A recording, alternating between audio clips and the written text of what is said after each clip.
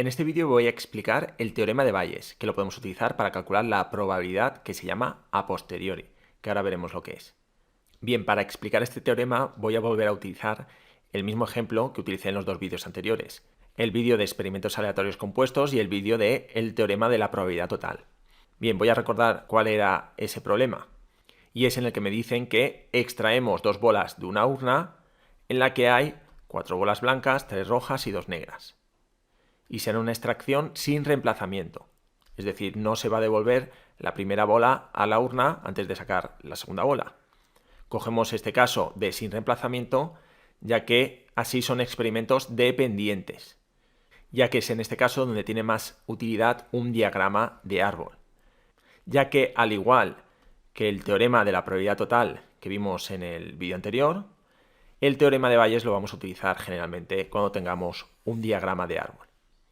Bien, entonces, para poder aplicar el teorema de Bayes, se debe cumplir esto que aparece aquí, que nos podemos dar cuenta de que es exactamente lo mismo que necesitábamos en el teorema de la probabilidad total que vimos en el vídeo anterior, y que, como ya comenté, no hará falta comprobarlo en los problemas, ya que seguro que se cumple cuando tengamos un diagrama de árbol.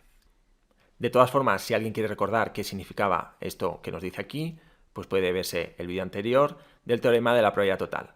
Aunque insisto, como ya he dicho, cuando tengamos un diagrama de árbol, podemos aplicarlo seguro, porque esto se va a cumplir seguro. Bien, ¿qué nos dice este teorema?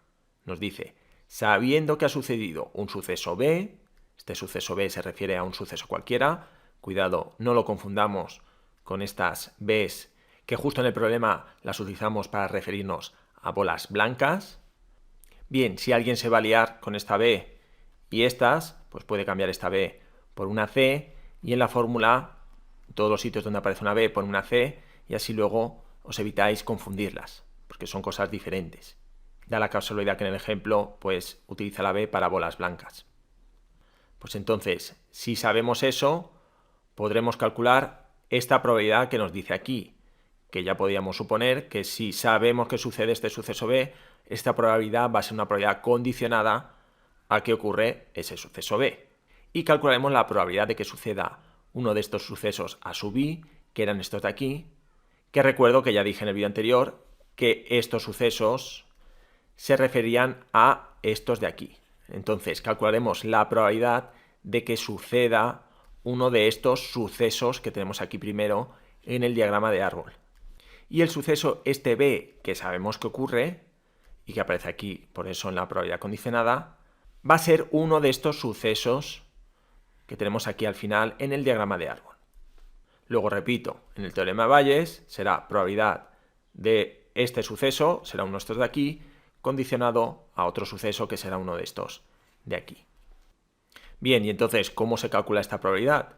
Pues si utilizamos la fórmula de la probabilidad condicionada, recuerdo que era la probabilidad de la intersección de estos dos sucesos partido de la probabilidad del suceso B, del suceso que sabemos que ocurre.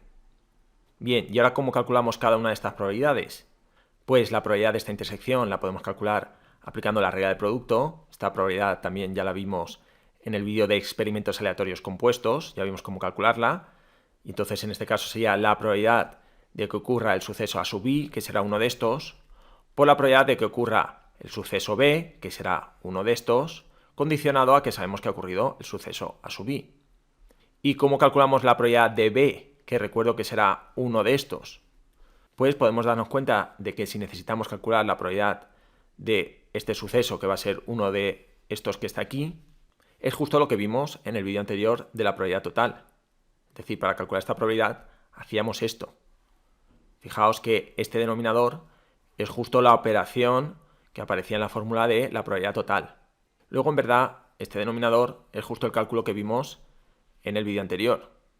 Bien, vamos a verlo con el ejemplo que se verá más claro. Entonces, volvemos a tener el mismo problema que en los dos vídeos anteriores. En este caso nos pide, apartado A, probabilidad de que la primera bola sea blanca sabiendo que la segunda bola ha sido roja. Es decir, hemos sacado la primera bola, no hemos mirado qué bola es, la hemos apartado, no la devolvemos a la urna, hemos sacado la segunda y sabemos que la segunda es roja. Luego, la primera, como no la hemos mirado, Sabemos que la segunda es roja, pero no sabemos de qué color es la primera. Nos está pidiendo cuál es la probabilidad de que esa primera bola sea blanca. Bien, escribimos la probabilidad que nos están pidiendo y es que la primera bola sea blanca condicionado a que ya sabemos que la segunda es roja. Aplicamos la fórmula de probabilidad condicionada y es que será igual a la probabilidad de que la primera sea blanca y la segunda sea roja, dividido entre la probabilidad de que la segunda sea roja. Bien, ¿cuál es esta probabilidad? Pues la probabilidad de que la primera sea blanca por la probabilidad de que la segunda sea roja, sabiendo que la primera ha sido blanca. Recuerdo que esto, cuando tenemos un diagrama de árbol, es muy fácil de calcular. ¿Qué ramas me llevan a que se cumpla esto de aquí? Pues que la primera sea blanca y la segunda roja es esto de aquí. Luego esta probabilidad se calcula multiplicando esta probabilidad de aquí, 4/9, que es esta, por la probabilidad de 3/8, que es esta probabilidad de aquí, que es esta. Y para calcular la probabilidad de que la segunda sea roja, aplicando el teorema de la probabilidad total, lo que hacíamos era todo ese cálculo. Que recuerdo que era la probabilidad de que la primera sea blanca y la segunda roja, que es esto de aquí, más la probabilidad de que la primera sea roja y la segunda roja, es esto de aquí, más la probabilidad de que la primera sea negra y la segunda sea roja, que es esto de aquí. Que recuerdo, ya expliqué en el vídeo anterior, que no hacía falta que escribierais todo esto con letras, sino que podíais escribir directamente los cálculos. Y los cálculos eran fáciles de sacar, ya que directamente era ver qué ramas me llevan a que se cumpla esto.